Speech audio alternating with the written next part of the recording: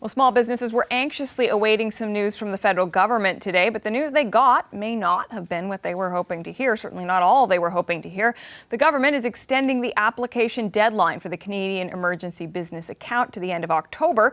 That's the $40,000 interest-free loan for small businesses, a portion of which is forgivable if they repay it by 2022.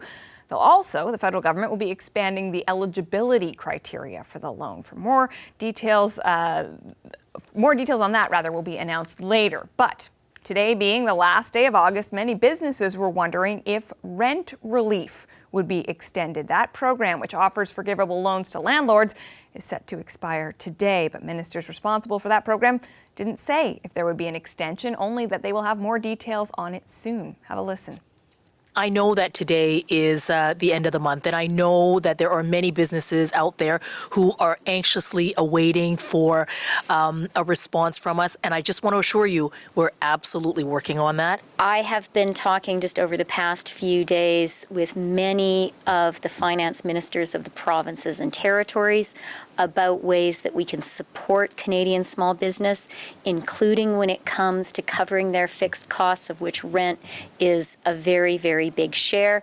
We're working on it, and we're going to have more to say about it very soon. A lot of businesses waiting for answers. For more on both of these programs, we've reached a duo of small business owners. Stephen DeGraff is the founder of a tech company, BotLogix, in Burlington, Ontario. And Jeff Clark is the owner of Murdoch Travel Agency in Barrie, Ontario. Hello to both of you. Stephen, I want to start with you. The government announced today that they're extending the application deadline for CEBA. Now, you've been applying for this loan, as I understand it, and you've been having some trouble. So what can you tell us about what that's been like? I think the biggest part that is the fall of this whole program is the lack of accountability and the lack of transparency that goes on in regards to the CEBA application. How so?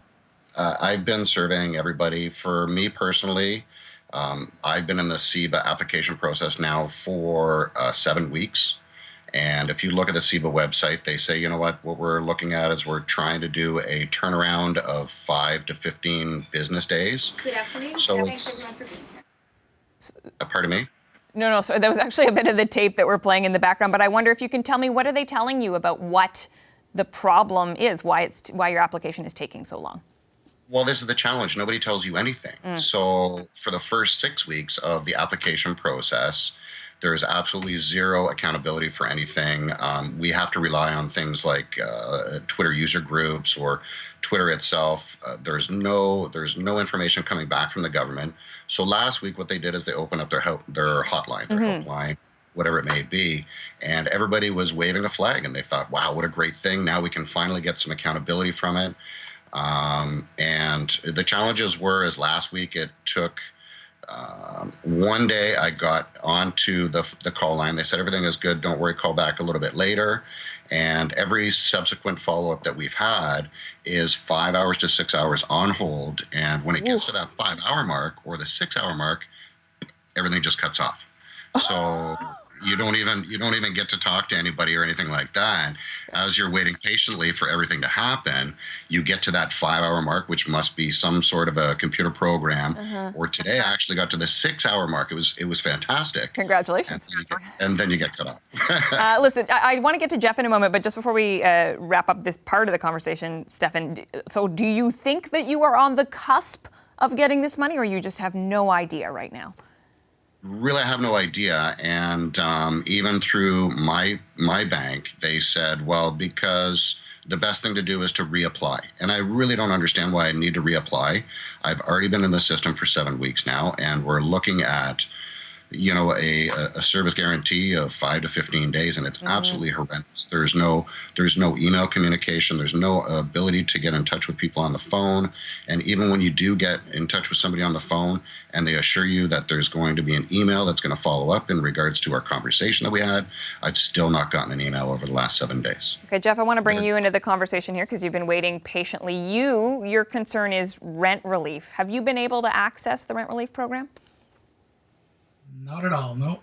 Okay, so tell me about did you attempt to get your landlord to buy in, or talk me through what your experience has been like?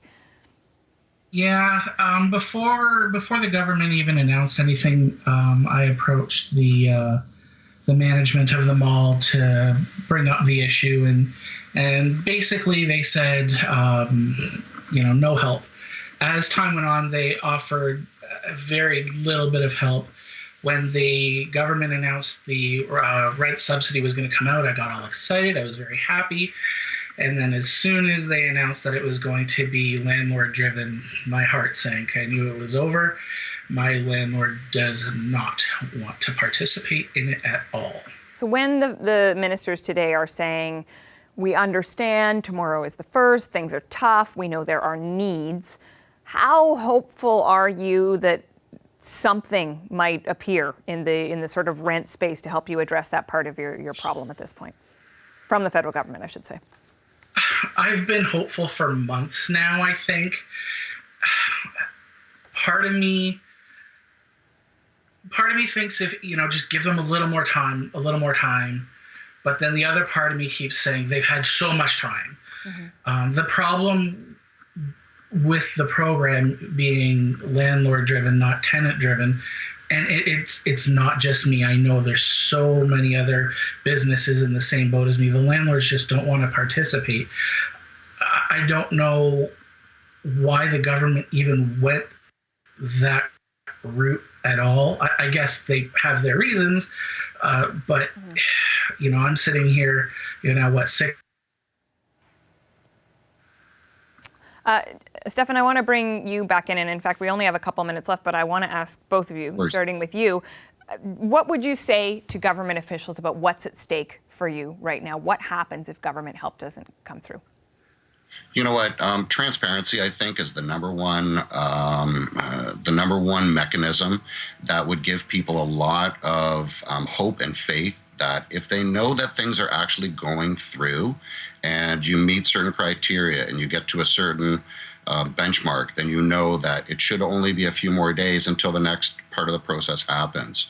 Mm-hmm. This is detrimental to everybody in regards to paying the rent and paying contractors and paying for vehicles and paying for insurance, paying for developers, paying for absolutely everything. Yeah.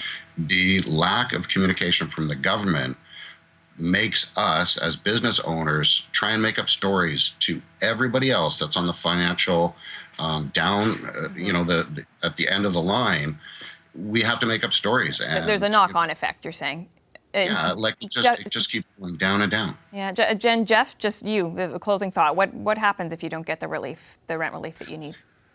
I think for my situation specifically, the one of the frustrations I'm having is when I signed my lease, a couple of years ago, I had to personally guarantee my lease.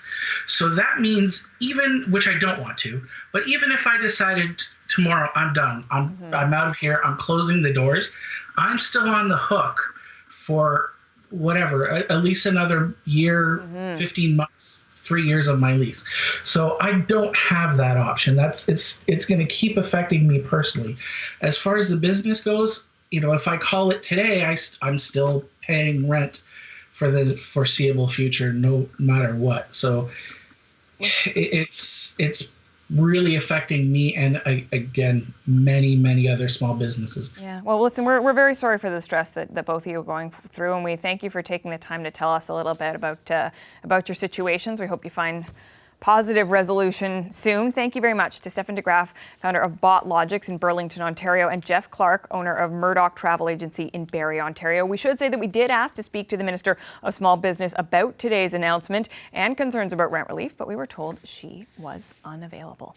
Hi, I'm Vashi Capellos, host of Power in Politics. See more of our show by subscribing to the CBC News channel or click the link for another video.